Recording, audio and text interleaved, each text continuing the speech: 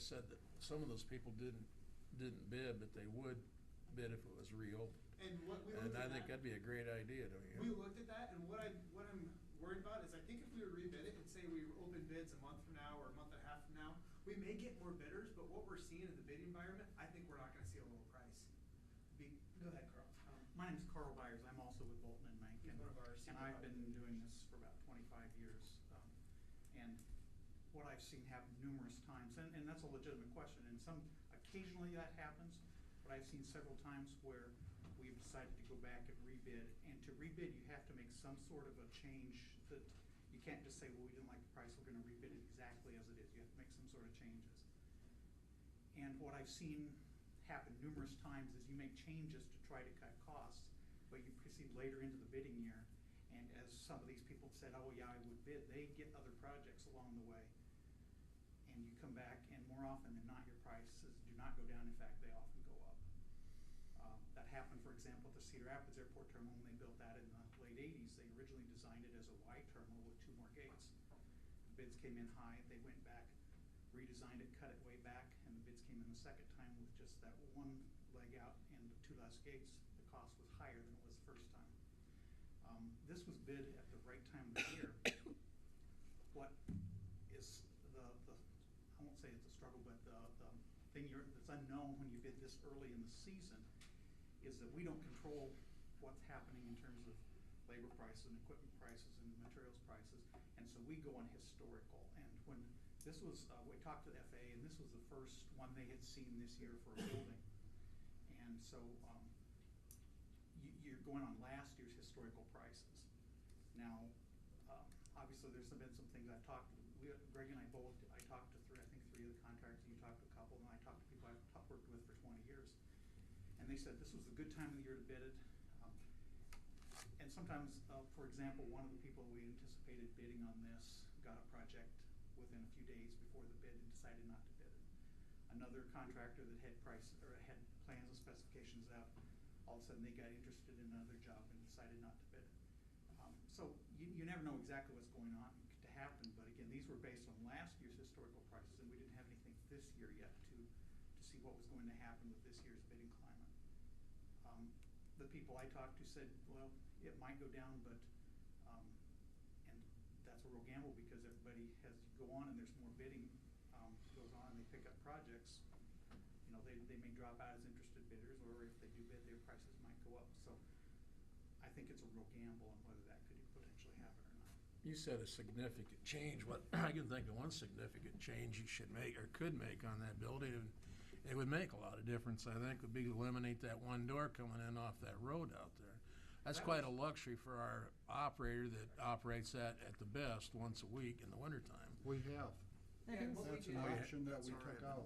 Okay. Right. All right. We I wasn't aware of We that. redesigned it so that at some future date, they don't put a beam right there. If we need it later, So we we can put it in. eliminated the door and the price went up. But if you look at the bid sheets, we bid that second door, but our recommendation was not to build that because the prices came in higher, so just to build the base with the 2 doors on the front. Yeah. So. But structurally, we were going to work with them to not put major structural elements there, so it's say 5 years down the road. If they don't have a major structural element, you could still add those doors, and you could probably do it less costly because it could be with a local company that was not under the restrictions of having to pay Davis-Bacon wages because there's federal funding. So and since that was 100%, that was an option that was 100% locally funded anyway, you probably could do it down the road for less cost and save the money now. How's it, and I don't know who to direct this to, how's it change our life if we don't do this? We have no place for our equipment in the wintertime. But how does it change Set it from outside. this year, last year? It's down there We another hand used to in the have a wall. place that we would There was house one our piece of equipment, but we rented that out. Okay, you guys. To, The previous airport man, or FBO, okay. and now our equipment sits outside. So, No, it's not. We would have to And the take that federal building government, back. Federal Aviation Administration, when they help purchase snow removal equipment so you can keep the airport open, they expect you to take care of it I and know. protect it, and they're willing to pay I the get that. 90% funding to do that. I get that, and And I guess and my with this question. increased price, they also did, when you went back to them, agreed to pay 90% of the increased Yes. value. So that's the other thing that needs to be brought out. So if I look at what bothers me is we went from 335 to 4 something. I don't know what it was. It's 100, 418. 418, so the it's price difference is roughly 80, 90,000. 82, yep.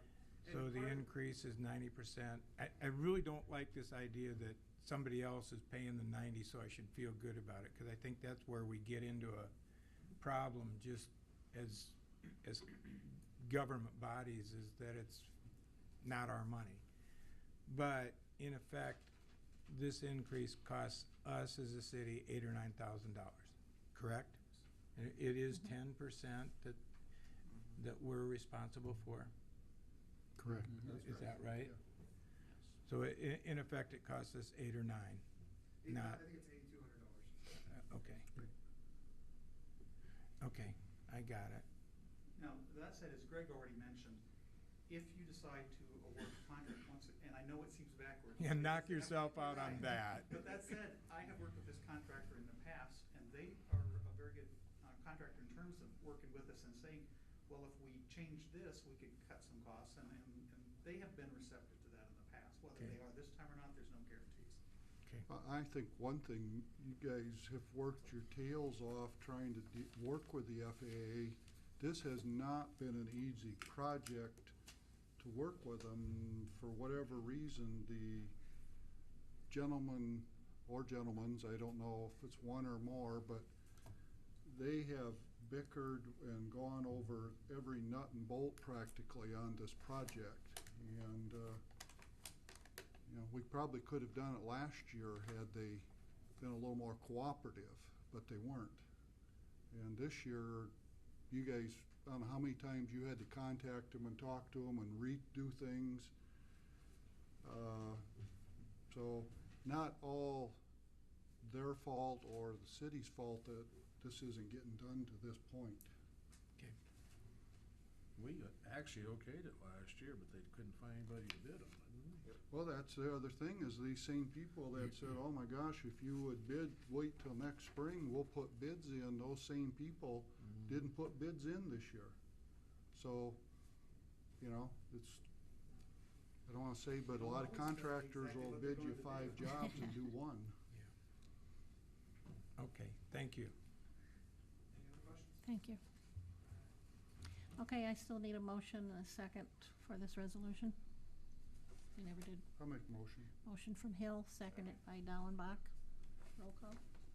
Linius, God, I wish I wasn't first. You want me to go first? No, okay, Got a list. you guys know how I feel, but I am gonna vote yes. Vaughn, Well, I'm not talked into it, so I'm voting no. Hill, Yes. Dallenbach, Yes. Grover, Yes. Brown, Yes. Holland. Yes. Thank you, motion carried. Onward and upward. And Mike, we are working on some ways of trying to cut back on this. Yeah, I know. Okay, next item, preliminary resolution pursuant to section 384.42 of the Iowa Code covering the curb and sidewalk replacement project. Motion to adopt the resolution.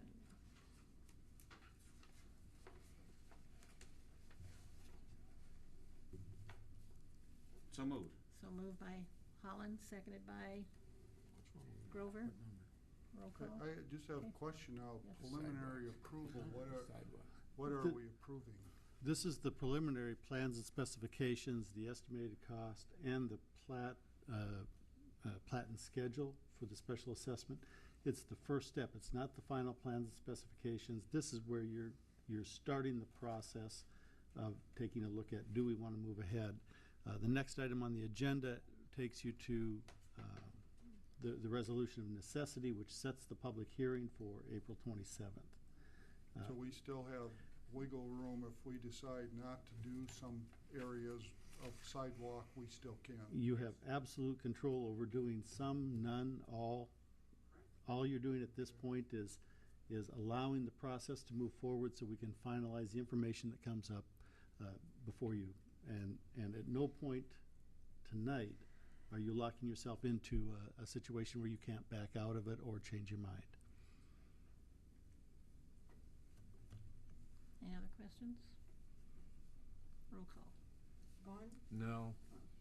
Hill, Yes. Hollenbach, Yes. Grover, Yes. Brown, Yes. Holland, Yes. Linneus, No. Motion carried. 5-2.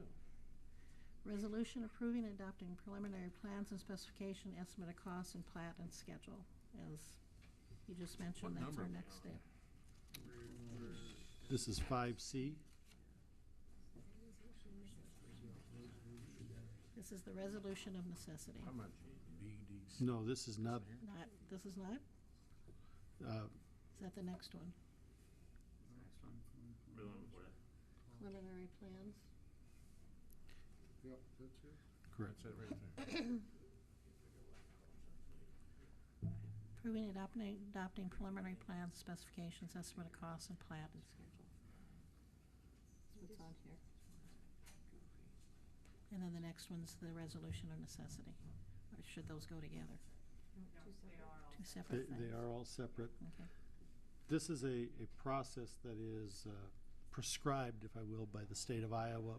We are just simply going through the processes that they've asked us to go through to get to the point where we can bring you the final plans and specifications, the final proposed assessments, setting the public hearing so that we have the comments from the public in a formal setting. Nothing against what we heard tonight, but at this point, it is still all in the preliminary, what do we think we have? Even though it seems pretty redundant, we have to do it. Yep. Okay. By state regulations. What does that mean, plat? The plat is the layout of lots and who owns them, who is the owner of record, the size of the lots, in this case, the front footage, which is the most sensitive piece to us. It's just the legal description of the properties. So this is to do with the sidewalks and